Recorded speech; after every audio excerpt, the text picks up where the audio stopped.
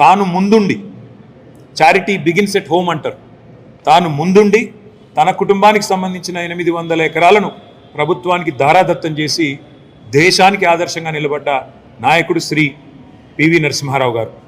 తర్వాత విద్యారంగంలో ఒక అవకాశం వస్తే హెచ్ఆర్డి మినిస్టర్గా నవోదయ పాఠశాలలు పెట్టిన, గురుకులాలు పెట్టి ఇవాళ అద్భుతమైన పిల్లలకు వాళ్ళ భవిష్యత్తుకు బంగారు బాటలు వేసిన దాని ఆలోచన కూడా, దానికి పూర్తి క్రెడిట్ కూడా పివి నరసింహారావు గారు.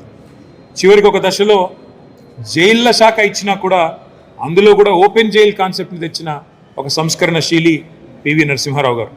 వారి గురించి చెప్పాలంటే ఎంత చెప్పినా తక్కువే. మనిషి నిత్య కృషివలుడు, నిత్య విద్యార్థి.